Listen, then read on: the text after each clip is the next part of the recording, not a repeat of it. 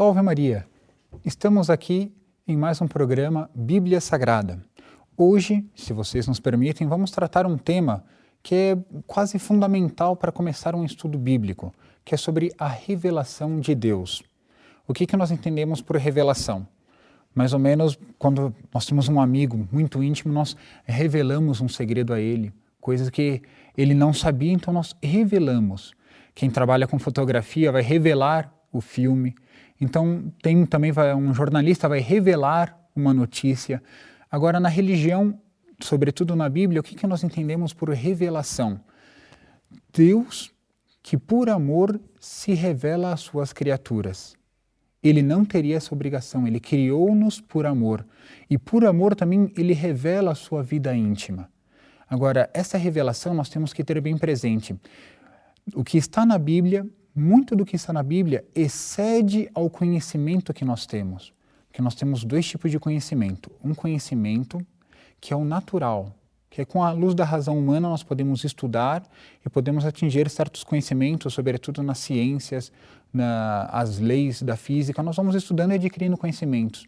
Mas tem certos conhecimentos que não. Nós nunca chegaríamos à conclusão deles sem esse auxílio de Deus.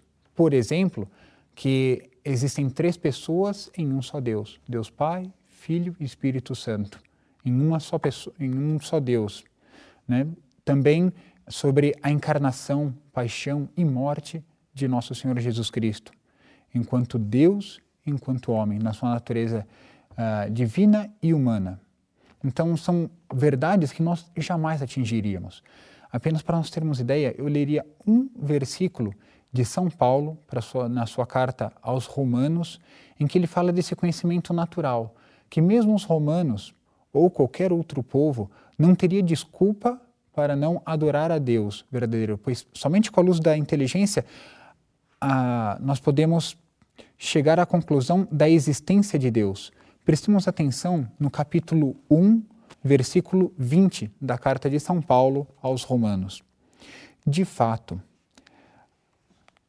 as perfeições invisíveis de Deus, não somente seu poder eterno, mas também a sua eterna divindade, são percebidas pelo intelecto através de suas obras, desde a criação do mundo. Então nós podemos perceber que São Paulo diz que a pessoa ela pode chegar à conclusão de um Deus, mas essa vida íntima de Deus não é possível. Então vale a pena nós termos ideia de que a revelação de Deus ela foi feita por etapas. Não foi toda a doutrina, toda a sua vida íntima que Deus revelou. Primeiro, inclusive, antes de tudo, Deus se revelou através de gestos. É um Deus que acompanha o seu povo, como acompanhou no deserto com Moisés, nesses 40 anos em que eles peregrinaram. É um Deus que, primeiro, ele mostra a sua existência, ele está próximo dos homens, depois é escrito essa revelação. E tem as suas etapas. Eu gostaria de acompanhar aqui com todos, com rápidos detalhes, essas etapas de Deus. Primeiro e antes de tudo, a revelação se dá no que nós chamamos de proto-evangelho. Proto quer dizer, em grego, quer dizer primeiro. Então, o primeiro evangelho que vai se dar no Gênesis. Depois que Adão e Eva pecaram, eles perderam o céu, perderam o estado de graça, perderam essa amizade com Deus. Mas Deus não abandonou a Adão e Eva. Deus, ele deu uma revelação de que viria um Salvador, viria alguém que iria cobrir esse pecado. E, de fato, essa é a primeira revelação que nós temos oficial, é de um Salvador. Deus não abandona o seu povo em meio ao pecado. Por mais que os homens se revoltaram contra Deus, Deus ainda está com os homens e tira um plano superior de tudo aquilo que aconteceu. Não é um plano derrotista, Deus nunca é um derrotado. Deus e derrota não podem coexistir na mesma frase. Deus sempre é vitória. Também um segundo ponto, uma segunda revelação que nós temos é na aliança com Noé. Noé, depois que teve o dilúvio, a sua arca baixa, as águas secam-se, Noé sai com seus 3 filhos, Sem, Cã e Jafé, e aparece no céu um arco-íris. Esse arco-íris é um símbolo de aliança de Deus com os homens e é uma nova revelação. Temos também a escolha de Abraão. Abraão, que vivia em Babilônia, Deus lhe dá essa revelação, que os descendentes dele possuiriam a terra de Canaã. Também que os descendentes dele seriam mais numerosos que as estrelas do céu e as areias do mar. E nisso ele ainda não tinha nenhum filho. Então foi uma revelação. E que, sobretudo, através de um descendente dele, de Abraão, Deus reconduziria todos os povos à verdadeira religião, pois já estavam cheios de idolatria nessa época. Eu estou pulando muitas épocas históricas. Depois nós faremos uma explicação mais cronológica em outro programa. Um quarto ponto, que nós temos também uma revelação de Deus, é no Êxodo. É a saída de Moisés com o povo eleito que vai até o Monte Sinai, onde Moisés recebe as 2 tábuas da lei, contendo os mandamentos da lei de Deus. Deus revela essa lei. Deus não dá uma lei contrária à natureza humana. Deus apenas põe por escrito, em tábuas de pedra, aquilo que nós, seres humanos, já carregamos dentro de nós, dentro de nossa natureza, que são os mandamentos. Outro também, nós podemos dizer que foram as promessas, foi a revelação que Deus fez ao rei Davi, que da descendência dele, rei Davi, ele já fazia parte da tribo de Judá, uma das 12 tribos de Israel, são os filhos de Jacó, na verdade. Então, Davi, o rei Davi, fazia parte da tribo de Judá. E nosso Senhor Jesus Cristo viria dessa tribo, ele seria dessa tribo, da tribo de Judá. Foi uma revelação dada ao rei Davi. Outra revelação, que nós podemos ir acompanhando as várias etapas da revelação ao longo da história do povo da Bíblia, é o exílio, o cativeiro na Babilônia.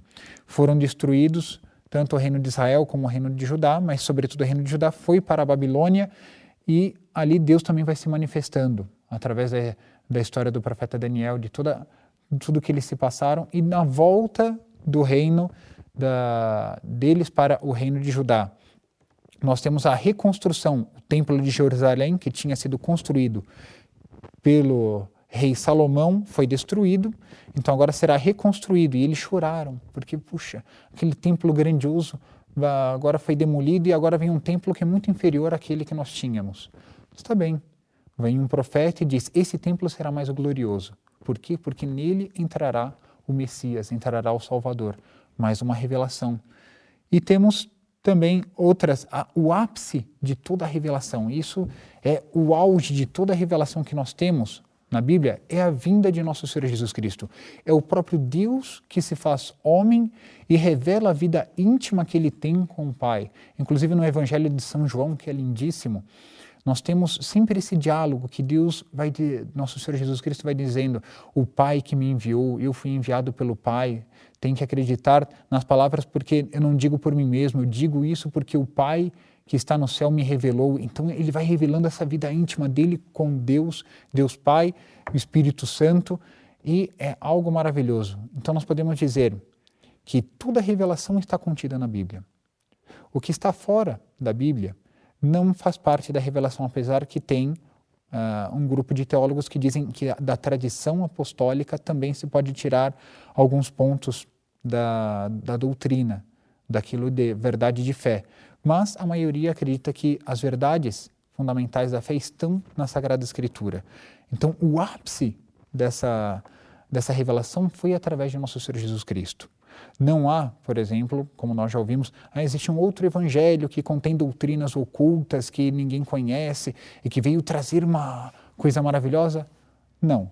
Nosso Senhor Jesus Cristo já revelou tudo aquilo que nós devemos saber. Isso está contido nos 4 evangelhos que nós conhecemos, São Mateus, São Marcos, São Lucas e São João, também nas cartas, nos escritos dos apóstolos que nós temos no Novo Testamento. Então, isso é o que nós devemos acreditar. E essa revelação, que é um tesouro de fé confiado à Igreja, mas a tradição apostólica, o que é tradição apostólica? É tudo aquilo que os apóstolos pregaram de viva voz a respeito de nosso Senhor Jesus Cristo.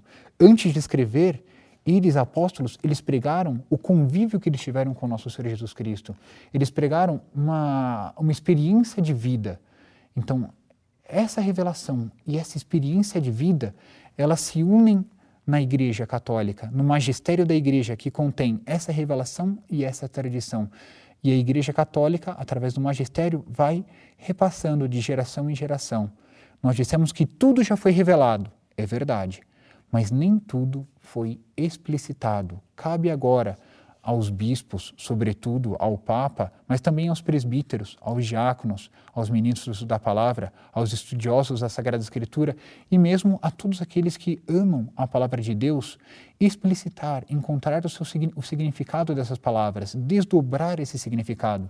E é o que a Igreja vem fazendo ao longo desses 2000 anos, explicitando essa doutrina, trocando em miúdos para que nós possamos entender, e a cada santo é dada às vezes uma graça de enxergar um ponto que outros não enxergaram, outros não viram na Sagrada Escritura. E com isso nós vamos alimentando a nossa fé. Bom, seria isso, em rápidas palavras, o que é a revelação de Deus por amor aos homens, revelando a sua vida íntima entre Ele, a Santíssima Trindade, Deus uno e trino. E que nós podemos participar disso pela bondade de Deus. Agradeço mais uma vez a audiência de todos vocês. Recomendo que comentem no Twitter, no Facebook e também no nosso e-mail bibliasagrada@tvarautos.org.br.